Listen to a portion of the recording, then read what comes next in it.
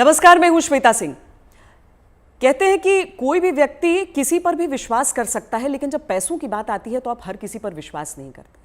लेकिन कुछ नाम ऐसे होते हैं जो नाम आप अपने पैसों के साथ भी उन पर भरोसा करते हैं, उनकी जो सलाह है, उनका जो मशवरा है उसे लेते हैं। ये सबसे सरल और सामान्य भाषा में मैं अपने मेहमान का इंट्रोडक्शन आपको दे सकती हूँ। डॉक्टर विवेक बिंद्रा, बहुत बहुत स्वागत है आपका। और ये बहुत बड़ा कॉम्प्लीमेंट होता है क्योंकि लोग जनरली अपने पेरेंट्स की, अपने भाइयों की, अपने बहनों की, इनकी बातों पर विश्वास करते हैं जब अपने पैसे की बात आती है। बहुत सोच समझ कर सोचते हैं कि पता नहीं कुछ गलत एडवाइस न दे दे। लेकिन आपके में क्या बात ऐसी है कि ये बड़ा बिजनेस जो है उसकी तरफ जो आम इंसान है वो इतना खिंचा चला आता है?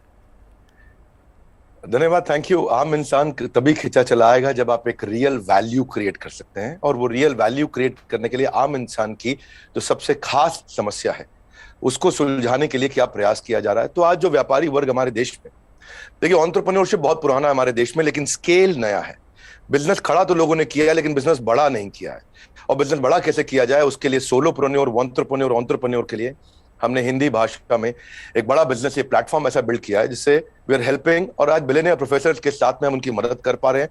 लगभग 10 करोड़ लोग हमारे वीडियोस हर महीने देखते हैं, विच इज 100 मिलियन का हमारा मंथली एक्टिव यूजर है, और एक फार रीचिंग इम्पैक्ट है। आज 750 डिस्ट्रिक्ट के अंदर आज हमारे ऑफिसेज, माइक्रो फ्रेंचाइजी उनके साथ में नीचे जाके एक आम आदमी का हैंड होल्डिंग कर रहे हैं। अपना ये एक मुद्दा है कि रिक्शा वाले को भी हम एक बड़ा एंटरप्रेन्योर टेक्नोलॉजी के साथ एनेबल, साधारण भाषा में सिखा के उसे कैसे आगे बढ़ा दें। अच्छा, सुना कि आपको कुछ गिनीज बुक रिकॉर्ड्स में भी नाम है, कई सारे रिकॉर्ड्स हैं इनफैक्ट। धन्यवाद, थैंक यू। हाँ, ठीक बात है। हालांकि ये वर्ल्ड रिकॉर्ड बनाना हमारा गोल नहीं है, वो एक आउटकम है। गोल हमारा था कि क्या हुआ पेंडेमिक में। अब मुझे वो 2020 का वो समय याद आता है, जिस समय अप्रैल का टाइम था, बहुत ज्यादा सब जगह इतना ज्यादा उस समय माहौल पैनिक का था कि लोगों को समझ नहीं आ रहा था क्या किया जाए। तब हमने पहला एक वेबिनार किया। एक वेबिनार में अमूमन 100, 200, 500, 1000 लोग आते हैं। हमारे वेबिनार में 10 लाख, 15 लाख, 20 लाख लोग आए तो गिनीज वर्ल्ड रिकॉर्ड में आ गया। तो हमने स्ट्रैटेजी का, सेल्स का, ऑपरेशंस का, रिटेल का, स्टार्टअप का, हमने हर सब्जेक्ट पे, लीडरशिप पे, इन सब पे हमने वेबिनार्स किए, मार्केटिंग पे, और हर बार जो वेबिनार था वर्ल्ड रिकॉर्ड में आता चला गया। आज लगभग Guinness book of world record हमारे 9 हैं, और golden book of world record मिला के हमारे 10 वर्ल्ड रिकॉर्ड बन चुके हैं। ये जो शो आप कर रहे हैं, जो जीता वही Sikandar, horses table, good news today पर, इस शो का कॉन्सेप्ट क्या है? क्या है इस शो में? देखिए, वैसे तो होना चाहिए जो जीता वही चंद्रगुप्त मौर्य। हाँ। क्योंकि चंद्रगुप्त जीते थे, सिकंदर नहीं जीते, पर क्योंकि ये कहावत बहुत ज्यादा मशहूर है तो ये नाम भी रखा गया और बड़ा अच्छा चला। ये on the spot funding reality show है। इसमें 8 इन्वेस्टर आते हैं, हर एक इन्वेस्टर अपने साथ 5 करोड़ रुपए रेडी रखता है। 24 स्टार्टअप सामने आते हैं।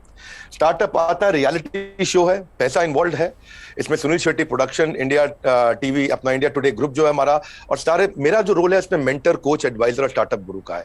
तो हम लोग मैक्रो इंडस्ट्री का एनालिसिस भी देते हैं और साथ में माइक्रो बिजनेस का एनालिसिस देते हैं। स्टार्टअप आता है, इधर सबके सब इन्वेस्टर बैठे रहते हैं, आमने सामने चर्चा होती है, वहीं सब ओके हो जाता है, वहीं पैसा और उनके बदले में उनकी इक्विटी ली जाती है। तो बड़ा अच्छा शो है। पैसा लेने के लिए देखिए कई तरीके हैं। सेल्फ फंड आदमी कर सकता है, दोस्त से ले सकता है, परिवार से ले सकता है, लेकिन जो एंजल इन्वेस्टमेंट है, वो एंजल इन्वेस्टमेंट वो आपसे छोटी सी एक ओनरशिप, हिस्सेदारी कंपनी में ले लेता है। जो एंजल आता है एंजल की तरह काम करता है। बहुत सारे एंजल इन्वेस्टमेंट के लिए बड़े अच्छे सारे प्लेटफॉर्म्स हैं, startup grind, Indian angel network, venture catalyst, Chennai angel, lead angel, Sequoia, Nexus, Kalaari, Mumbai angel, बहुत हैं। लेकिन तब भी बावजूद उसके केवल 2% लोगों को पैसा मिल पा रहा है। 98% लोग फेल हो जाते थे। तो उसी के लिए हम लोगों ने मिलकर ये शुरू किया हॉर्सेस टेबल, जहां पे हम और लोगों को पैसा दे सके, उनकी मदद कर सके। अगर उनके आइडिया में दम है तो उनकी ग्रोथ में हिस्सेदारी देने के लिए हमारे इन्वेस्टर साथ में आते हैं, और मैं उसको वहां पे आके मॉडरेट करता हूं, मैं अपनी एडवाइस देता हूं, जिसके बेसिस पे आगे हम लोग उसको आगे बढ़ा पाते हैं। मतलब इसमें कोई भी आ सकता है, कोई भी जो जिसके पास कोई आइडिया हो कि किस तरीके से आगे कोई बिजनेस हो सकता है। ज़रूरी नहीं है कि कोई बड़े बड़े ग्रुप्स हों, बिजनेस हाउसेज हों। ये मकसद क्या है इसका? आइडिया कहाँ से आया? श्वेता जी, यही तो मेन मुद्दा है कि अगर आज मैं गुवाहाटी के आगे वहां से 200 किलोमीटर दूर जाके, जहां असली भारत बसता है, जो केवल दिल्ली मुंबई में नहीं है, उन लोगों को हम ला सके, उनको बढ़ा सके। देखिए, आइडिया यहां से आया कि एक एडम स्मिथ नाम के जेंटलमैन रहे, उन्होंने मैक्रो इकोनॉमिक्स में किताब लिखी है। 200 साल पुरानी किताब है, उसको पढ़ने के बाद कुछ नहीं चाहिए। वो कहते 4 चीजें होनी चाहिए। एक जिस देश की पॉपुलेशन बढ़ रही है वहां बिजनेस अच्छा होगा, जहां टेंडेंसी टू कंज्यूम है, हमारे देश में स्वतंत्रता बहुत है, कुछ भी कंज्यूम कर सकते हैं, हमारा देश चाइना की तरह नहीं है। तीसरा, जहां एंटरप्रेन्योर बहुत है, और चौथा जहां इनोवेशन है। चारों लिहाज से 4 में से 3.5 नंबर इंडिया को दिए जाते हैं। इंडिया में एंटरप्रेन्योरशिप बहुत तेजी से बढ़ रहा है। तो हमारे को, आपने पूछा आइडिया कहां से आया, आइडिया यहां से आया कि गड्ढा ढूंढने का एक ट्रेनिंग दिया जा रहा है, इसके द्वारा लोगों को इंस्पायर किया जा रहा है कि कैसे एक स्टार्टअप आए, क्या वो कस्टमर का टाइम बचा रहा है तो उसको पैसा मिल सकता है, हाँ भाई बड़ा अच्छा कर रहे हो आप, क्या वो कस्टमर का एफर्ट बचा रहा है, क्या वो कस्टमर का कोई कंफ्यूजन घटा रहा है, क्या वो कस्टमर के लिए सामान सस्ता लेके आ रहा है, क्या वो कस्टमर की प्रायोरिटी पे उसको फोकस करा रहा है, क्या वो कस्टमर को बढ़िया स्किल सर्विस, क्या वो कस्टमर को कोई वेंडर आइडेंटिफाई करके दे रहा है, क्या कस्टमर के लिए कोई कन्वीनियंस क्रिएट कर रहा है। तो basically urban company Oyo, Swiggy, Ola, Zomato, Flipkart, just dial, Zoom, ये सब इंडियन स्टार्टअप्स हैं जो कस्टमर की कोई ना कोई समस्या को सुलझा रहे हैं। और जैसे वो समस्या सुलझाते हैं, और इसी के लिए हम इंस्पायर करना चाहते हैं कि स्टार्टअप ऐसा ही है जो कस्टमर की बर्निंग प्रॉब्लम को, ज्वलंत समस्या को सुलझा सके। पर इसके आगे क्या होगा? मतलब अगर कोई इंसान है, जैसे मान लीजिए मेरे पास ही कोई आइडिया है, तो मुझे तो बिजनेस चलाने के बारे में मालूम नहीं है, फंडिंग अगर मान लीजिए मुझे मिल भी जाती है यहाँ पर, तो आगे क्या बिजनेस चलाने में मदद भी मिलेगी? बहुत अच्छा प्रश्न है आपका। देखो, जब इन्वेस्टर आता है ना, तो वो स्मार्ट कैपिटल लेके आता है, केवल पैसा नहीं लाता है, वो एक हैंड होल्डिंग सपोर्ट लेके आता है। बड़ा बिजनेस साथ में, हमारी कंपनी भी आ रही है तो हम उनको लाइफ टाइम मेंबरशिप देते हैं, ट्रेनिंग देते हैं। देखिए, जब इन्वेस्टर आता है तो वो स्टार्टअप को मेंटरशिप देता है, एडवाइस देता है, रिसोर्सेज देता है। तो इसीलिए ये जो हॉर्सेस टेबल है, जो हमारे आज यूट्यूब चैनल पे आ रहा है, जीएनटी पे आ रहा है, गुड न्यूज टुडे, और अच्छा नेटवर्क आपने चालू किया है, तो ये हम यहाँ पे इन्वेस्टर एक स्टार्टअप को आगे जाके और फंड रेज करने में मदद करता है कि सीरीज ऑफ इन्वेस्टमेंट पिचेस डाल सके। हर स्टेज पे उसके साथ इन्वॉल्व होता है। एक आइडिया स्टेज से रेवेन्यू जनरेटिंग स्टेज तक इन्वेस्टर साथ में जुड़ता है। कई बार तो इन्वेस्टर अपना फ्री ऑफिस स्पेस भी देता है। अगर आपकी कंपनी छोटी है, आप हमारे ऑफिस जाके शुरू कर सकते हो। उनको डिजिटल मार्केटिंग सपोर्ट देता है, टेक्नोलॉजी बनाने में, मैन पावर लाने में। तो ऐसा नहीं, इतना ही नहीं है, बल्कि मैं आपसे ये भी बताऊंगा कि फंड का इस्तेमाल कैसे हो रहा है, इस पर भी स्टार्टअप आकर के स्टार्टअप के ऊपर इन्वेस्टर नजर रखता है। इन्वेस्टर देखता है कि ड्यू डिलिजेंस करता है, उनको स्मार्ट कैपिटल देता है, उनके नेटवर्क को बढ़ाता है, उनको फ्यूचर इन्वेस्टर अट्रैक्ट करने में पूरी मदद करता है, उसको ब्रांड बिल्डिंग करता है, उसका माउथ पीस बन जाता है।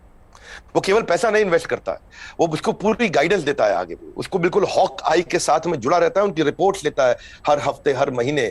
ऐसा नहीं कि जैसे लिस्टेड कंपनी तो क्वार्टरली रिपोर्टिंग करते हैं, इनसे तो हर महीने रिपोर्ट किया। तो स्टार्टअप पे कड़ी नजर भी रहती है कि वो पैसा कैसे इस्तेमाल कर रहा है, और उसको हैंड होल्डिंग करके सपोर्ट करके ग्रोथ के लिए भी मदद की जाती है। इसीलिए इसी लिहाज से हॉर्सेस टेबल एक रेवोल्यूशनरी कॉन्सेप्ट है जो आज जीएनटी के साथ बड़ा बिजनेस मिलकर के लेके आया है। ये बड़ी अच्छी चीज़ है, क्योंकि थोड़ा तो मार्गदर्शन भी चाहिए सबको, लेकिन नज़र भी रखनी ज़रूरी है। लेकिन एक थ्योरी ये भी है डॉक्टर विवेक बिंद्रा कि स्टार्टअप्स का बबल एक क्रिएट हुआ था, और वो जो बुलबुला है वो अब धीरे धीरे फूट रहा है। आपकी क्या सोच है इस पर? नहीं, मैं ऐसा बिल्कुल नहीं मानता। ये कोई बुलबुला नहीं, ये रियल सब्सटेंस है। अगर ये बबल है तो हमें मानना होगा कि 700 मिलियन इंटरनेट यूजर भी इंडिया में बबल है। इंटरनेट यूज करना बंद कर देंगे क्या लोग? आज UPI card payments, net banking transaction, ये सब बंद हो जाएगा। अक्टूबर में ही साल $100 बिलियन की ट्रांजैक्शन यूपीआई पे इंडिया में हुई है। ये स्टार्टअप का नतीजा है। रेवोल्यूशनाइज किया है डिजिटल ट्रांजैक्शंस को, ये स्टार्टअप का नतीजा है। बहुत सक्सेसफुल स्टार्टअप्स आ रहे हैं। 42 नए यूनिकॉर्न 1 साल में आए हैं। आप समझिए, जितने यूनिकॉर्न 10 साल में बने, यूनिकॉर्न का मतलब 7,500 करोड़ की कंपनी, जितने स्टार्टअप 10 साल में बने, उतने ही स्टार्टअप पिछले 1 साल में भी बन गए। तो ये बबल नहीं है। इंडिया इस समय टॉप 3 यूनिकॉर्न प्रोड्यूसर में जो स्टार्टअप के है उसका नाम आ चुका है। यानी कि हर 9 दिन के अंदर हमारे देश में एक नया $1 बिलियन स्टार्टअप पैदा हो रहा है। स्टार्टअप जो है ना, ये अब 2011 में 9.5 साल लगा करते थे, और उसके बाद ये समय कम होता चला गया। 2012 से जो स्टार्टअप आया वो 4.5 साल में $1 बिलियन हो गए। आप ये समझिए कि ट्रैवल एजेंसी जो होती थी वो Goibibo, Thomas Cook, make my trip में आ गई। सरकारी नौकरी घट रही है, स्टार्टअप बढ़ रहे हैं। पेपर अब डिजिटल हो गया है, किताबें किंडल में मूव कर गई हैं, बिजली अब सोलर होती जा रही है, रिटेलर अब अमेजॉन, फ्लिपकार्ट और रिलायंस पे मूव कर गया है, गाड़ियां ड्राइवरलेस हो रही हैं, ब्लॉकबस्टर सीडी को खत्म करके यूट्यूब, अमेजॉन प्राइम, नेटफ्लिक्स आ गया है, सेल फोन के बिल अब घट रहे हैं, इंटरनेट के बिल बढ़ रहे हैं, गाड़ियों की सेल घट रही है, ओला उबर बढ़ रहा है, रेस्टोरेंट शटडाउन हो रहे हैं, ऑनलाइन फूड डिलीवरी बढ़ रहा है। आज बच्चों को जो है ऑनलाइन स्टडीज उनकी बढ़ गई है, प्राइवेट कोचिंग घटती जा रही है। इसका मतलब क्या है? जो स्टार्टअप है ना, वो एक रेवोल्यूशन है। पहले कबूतर चिट्ठी लेके जाता था, आज व्हाट्सएप चिट्ठी लेके जा रहा है। इसके बीच में बहुत लंबी जर्नी थी, और सिलिकॉन वैली में कम से कम 15 स्टार्टअप ऐसे बैठे हैं जो व्हाट्सएप के खात्मे की तैयारी कर रहे हैं। और नेक्स्ट जो रेवोल्यूशन आएगा, नेक्स्ट सिलिकॉन वैली, आने वाले समय में बेंगलुरु से शुरू होकर के भारत से ही आगे निकलेगा। वाह, क्या बात। लेकिन कई स्टार्टअप्स फेल भी तो होते हैं, कई स्टार्टअप्स फेल हो जाते हैं, इसकी वजह क्या रहती है? श्वेता देवी, ऐसा स्टार्टअप फेल होने के मेन 8-10 बड़े कारण होते हैं। पहला तो कोई डिफरेंशिएशन ना हो, आप वही कर रहे हो जो बाजार में सब कर रहे थे। दूसरा, फोकस की कमी हो, सारी चीजें करने में लगे हैं, फोकस नहीं है। तीसरा, उनकी एग्जीक्यूशन की स्पीड कमी है। चौथा, अगर बिजनेस अच्छा ले भी आए तो रेकरिंग रेवेन्यू नहीं है, वो कस्टमर के साथ माल दो पैसा लो रिश्ता खत्म। रेकरिंग रेवेन्यू यानी कि बार बार उसके साथ ट्रांजैक्शन होना चाहिए। पांचवा, कि वो अपनी टीम अच्छी नहीं बना पाते, दे हायर पुअरली, और एक कमजोर टीम लेके आते, एक कैटेगरी टीम नहीं बिल्ड करते। वो कुछ ऐसा बना बैठते हैं, गलती से एक और गलती एक करते हैं कि वो जो मेरे को अच्छा लग रहा पर कस्टमर को उसकी जरूरत नहीं, यानी कि कस्टमर अनफ्रेंडली प्रोडक्ट बना देते हैं, कस्टमर का फीडबैक नहीं लेके आ पाते हैं, पैशन नहीं होता है, प्रॉफिट के चक्कर में चले गए लेकिन पैशन नहीं है। ये बड़ा जरूरी है। आंसर बड़ा महत्वपूर्ण है। जो आज व्यूअर देख रहे हैं उनको ये समझना चाहिए कि अगर बिजनेस मॉडल और रेवेन्यू मॉडल कमजोर है, प्री मैच्योर स्केल किया, बिजनेस खड़ा हुआ नहीं, बड़ा करने पहले निकल गए, बिना टेक्नोलॉजी के स्केल किया और उसके चक्कर में फिर आपने कर्जा भी ले लिया, तो फिर जो है वो एग्जीक्यूशन और स्लो होगा, प्रॉफिट और कैश फ्लो खत्म होगा, और फिर कैश बर्नआउट के बाद आप फंड भी रेज नहीं करेंगे। यही मुख्य कारण होते हैं कि स्टार्टअप फेल होते हैं। तो पहले बिजनेस को खड़ा करना है, बाद में बिजनेस को बड़ा करना है। क्या हम समझे कि एक स्टार्टअप कल्चर है अब और ये डेवलप हो रहा है, और ऐसे में भविष्य से आपकी क्या उम्मीदें हो जाती हैं? देखिए, स्टार्टअप का कल्चर अब डेवलप हो रहा है इंडिया में। पिछले काफी समय से हम ऑब्जर्व कर रहे थे। नंबर 1 पे सिलिकॉन वैली, न्यूयॉर्क सिटी, उसके बाद London, Chicago, Los Angeles, Seattle, Boston, Berlin, Tel Aviv Israel में जो है, और सिंगापुर। यही केवल 10 शहर थे दुनिया के अंदर जहां स्टार्टअप्स बिल्ड हुआ करते थे। अब अचानक बेंगलुरु बहुत तेज आगे आया। हम जो पीछे थे अब हम आगे बढ़ रहे हैं। परंतु क्यों हम पीछे रह गए थे और भविष्य में कैसे आगे बढ़ेंगे उसको समझते हैं। हम पीछे इसलिए रह गए क्योंकि हमारा इंडियन एजुकेशन सिस्टम बहुत कमजोर था। इंसान को रोटी कपड़ा मकान के अलावा सबसे ज्यादा जरूरी है शिक्षा, और यहाँ पे ग्रेजुएट इतने प्रोड्यूस हो रहे हैं जितने कंज्यूम नहीं हो रहे थे। Real time corporate campus experience नहीं है, पढ़ाई पुरानी है, स्टैग्नेंट सिलेबस है, कन्वेंशनल थियोरेटिकल क्लासरूम अप्रोच थी। इस चक्कर में अंडर एम्प्लॉयमेंट जो है वो अनएम्प्लॉयमेंट से ज्यादा बड़ी समस्या है। आज राजनेता लोग सबके सब हमारे यहाँ पॉलिटिक्स में अनएम्प्लॉयमेंट की बात करते हैं, लेकिन अंडर एम्प्लॉयमेंट कितनी बड़ी बात है कि अब ग्रेजुएट पोस्ट ग्रेजुएट को 14,000 रुपए की तनख्वाह मिलती है, पीएचडी होल्डर को आज अगर 20,000 की तनख्वाह मिल रही है तो कितना बुरा हाल है। लो इंडस्ट्री डिमांड है, इनकॉम्पिटेंट फैकल्टी है, जो कॉलेज में पढ़ा रहा है उसको पढ़ाना नहीं आ रहा, कॉलेज में प्रोफेसर वो बन रहा है जिसको कोई नौकरी नहीं मिल रही है। तो स्टूडेंट की एस्पिरेशन बहुत थी, प्रिपरेशन यहाँ थी, प्रिपरेशन है नहीं, एस्पिरेशन बहुत ज्यादा है। उस चक्कर में हमने हार्वर्ड के प्रिंसिपल्स को इंडिया में अडॉप्ट किया कि 80% case study, 10% project, 5% lecture, 5% learning. ये है 100% का पूरा मॉडल। और आप जो है ये जो आपने आपका बेसिकली प्रश्न है कि कल्चर डेवलप हो रहा है, हाँ अब ये कल्चर डेवलप हो रहा है। ओरिजिनल क्वेश्चन आपका यही है कि कल्चर ऑफ इनोवेशन आ रहा है, और इससे ना इकोनॉमिक एक्टिविटीज, मनी सर्कुलेशन अपने आप इंप्रूव होता है, और इससे देश में फर्क आ रहा है। मेरा कंक्लूजन यही है कि लोगों के पास आइडियाज हैं, कैपेबिलिटी है। हमने जो ये शुरू किया है हॉर्स स्टेबल, जो जीता वही सिकंदर, ये एक ऐसा रेवोल्यूशनरी कॉन्सेप्ट है जिससे एक आम आदमी को भी ना मन में ये फीलिंग आ गया है, यार आइडिया देने पे पैसा मिल सकता है तो मुझे भी कुछ करना चाहिए। केवल आइडिया देने पे पैसा मिल रहा है, भैया तो कमाल हो गया है, मैं भी आता हूं, मैं भी आगे बढ़ता हूं। बड़ा उत्साह इस समय बढ़ रहा है देश का। हमारे यूट्यूब चैनल पे हमको बहुत फीडबैक्स मिल रहे हैं, जीएनटी पे मैंने देखा बहुत से फीडबैक्स मिल रहे हैं, लोग बहुत पसंद कर रहे हैं, शेयर रेट बढ़ गया, वीडियो कंजम्पशन रेट बढ़ गया। नहीं, आप बहुत सही बात कह रहे हैं, क्योंकि 12वीं कक्षा की इकोनॉमिक्स जब हम पढ़ते हैं तो उसमें अनएम्प्लॉयमेंट में तो कई चैप्टर्स हो जाते हैं, अंडर एम्प्लॉयमेंट सिर्फ एक सबहेड के तौर पर नजर आता है, लेकिन बहुत बड़ी समस्या है। देश में टैलेंट की कमी नहीं है, टैलेंट पूल है हमारे सामने, लेकिन कोई ऐसा रोड मैप आपको नजर आता है कि जो प्रतिभा है युवाओं की उसके हिसाब से उन्हें मौके मिल सके? रोड मैप एक ही है कि आज बच्चों को लैक ऑफ क्लैरिटी है, उनको प्रोफेशनल, करियर, सब्जेक्ट, कोर्स इसके बारे में जानकारी नहीं है। तो रोड मैप केवल एक ही है कि उसको कंटिन्यूअस लर्निंग का मतलब है कंटिन्यूअस अर्निंग। उसको अपने साथ एक डिसिप्लिन बिल्ड करके अपने साथ मूक यानी कि मैसिव ओपन ऑनलाइन कोर्सेज दुनिया भर में आ गए। लगातार सीखने से खाली दिमाग खुले दिमाग में परिवर्तित हो जाएगा। अब जो anyone who keeps on learning he will stay young forever, ये हेनरी फोर्ड ने बोला है। बड़ा बिजनेस भी इसीलिए आया। दुनिया भर में कॉर्पोरेट ट्रेनिंग हो रही थी, स्किल डेवलपमेंट हो रहा था, K-12 की बात हो रही थी, टेस्ट प्रिपरेशन हो रहे थे, बायजूस, वेदांतु सब आ गए, लेकिन एक आम आदमी के लिए, व्यापारियों के लिए सिखाने के लिए कुछ नहीं था। तो रोड मैप ये है कि आपको आज लर्निंग पे फोकस करना चाहिए। हमने भी उस गैप को समझा। हमने देखा कि कस्टमर के पास आज टाइम नहीं है, क्वालिटी टीचर नहीं है, हिंदी भाषा के अंदर कंटेंट नहीं है, मिनिमम एजुकेशन रिक्वायरमेंट पूरी नहीं कर पाते। आज MBA कॉलेजेस तो बहुत महंगे हैं, MSME के मेंटर नहीं है। तो मैंने उसके लिए हमने बड़ा बिजनेस चालू किया कि लोग आकर के सीखे। वहां क्या मॉडल है? Any time, anywhere, any device, कोई मिनिमम एजुकेशन नहीं चाहिए, वीडियो, वॉइस, वर्नाक्युलर, आपका टाइम हम सेव करेंगे ताकि आप सक्सेस मिले आपको इजी टू यूज कर दिया है।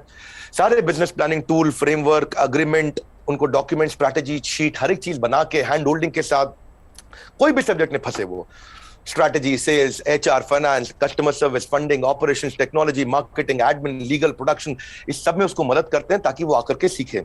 तो बेसिकली रोड मैप ये है कि आदमी को सीखना चाहिए।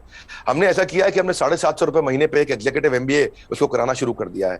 1500 रुपए महीने पे हमने एक अडल्ट को एमबीए कराना शुरू कर दिया है। सिखा कौन रहा है मेरे साथ? मेरे प्रोफेसर एक कैटेगरी है, केंटारो, Patanjali, Amul, Morgan Stanley, Somani, Apollo, Ford Motors, इन सबके चेयरमैन हमारे साथ जुड़े हुए सिखा रहे हैं। Dainik Bhaskar, Lal path lab, Xiaomi, HDFC limited, जब इनके चेयरमैन एक अच्छा बिलियनियर प्रोफेसर आके सिखाता है और वो लर्निंग देता है और इतनी अफोर्डेबल प्राइस पे देता है, तो उससे रेवोल्यूशन आ रहा है। यही कारण है कि आज देश में बहुत सारे लोग हमारे साथ जुड़े हैं, जिसके कारण हम वो सीख पा रहे हैं, आगे बढ़ रहे हैं। तो रोड मैप सब लोग को मेरा एक ही मैसेज है कि अगर आपको अर्निंग बढ़ानी है तो पहले लर्निंग बढ़ानी होगी। क्योंकि अमूमन ऐसा होता है कि कुछ बड़े बिजनेस हाउसेस, हम सब टाटा बिरला को देखते हुए बड़े हुए, लेकिन वो मोनोपोली है इतना भी समझ में आया, कुछ कठिन शब्द लोग सीखते गए, लेकिन इतना भी साथ में सीखा कि सारा कंट्रोल इन्हीं के हाथों में रहेगा। लेकिन क्या ये स्टार्टअप कल्चर जो है वो बिजनेस डाइवर्सिफिकेशन में मदद कर सकता है? श्वेता देवी, अब जमाना बदल गया है। पहले $1 बिलियन कंपनी बनाने में जो 50 साल लगते थे, 5 साल में बन जाती है। जो हमारे यहाँ टॉप रैंकर सबसे बड़े अरबपति 1950 में थे, उनमें से अब कोई दिखाई नहीं पड़ता है टॉप अरबपति की लिस्ट में हमारे देश में। अचानक जमाना बदल गया है। इनफैक्ट सन 2000 तक भी Naukri.com, मेक माई ट्रिप, इनको 14 साल लगे $1 बिलियन कंपनी बनने में। पर आप उसके बाद देखिए, फ्लिपकार्ट, पॉलिसी बाजार, जोमेटो आया तो इनको 14 साल नहीं लगे, ये 8.5 साल में $1 बिलियन हो गए। और उसके बाद में देखिए, नाइका, ओयो, उड़ान और ओला इलेक्ट्रिक आया, ये 2 साल 3 साल में $1 बिलियन कंपनीज हो गए। तो अब जो है वो कॉर्पोरेट्स की बपौती नहीं रह गया है बिजनेस। अब पहले हुआ करता था कि बड़ी मछली छोटी मछली को खा जाया करती थी, आज बहुत सारी छोटी मछली मिलकर बड़ी मछली को खा जाती हैं, और उसी रेवोल्यूशन में हम कंट्रीब्यूट कर रहे हैं साथ में। डॉक्टर बिंद्रा, बहुत मज़ा आया आपसे बात करके। और एक चीज़ मैं कहूँगी कि आमतौर पर क्या है कि ये बिजनेस के कॉन्सेप्ट्स जो हैं उसमें अंग्रेजी का इतना इस्तेमाल होता है कि आम लोग कनेक्ट नहीं कर पाते हैं, आंकड़ों का इतना इस्तेमाल होता है कि लगता है कि यार ये तो हमारे बूते की बात नहीं है। आप इतने सिंपल तरीके से समझाते हैं, मुझे लगता है इसीलिए ऐसी चीज़ों पर भी लोग आपकी बात को समझते हैं, आपकी बात को मानते हैं। और ये जो जी, हर एंकर के साथ भी उतना अच्छा नहीं लगता जितना श्वेता देवी आपका इम्पैक्ट है और आज तक का इम्पैक्ट है। मैं तो मतलब मानता हूं उस बात को कि आज तक जितना न्यूट्रल और जितना अच्छा चैनल रहा है, और खास तौर से जो आपने इन्फ्लुएंस क्रिएट किया, तो आपको बहुत बहुत बधाई। धन्यवाद, आपने इतना समय लगाया आज लोगों को इन महत्वपूर्ण पहलुओं पर हम चर्चा कर सके। Thank you so much. Thank you so much. धन्यवाद श्वेता देवी, थैंक यू।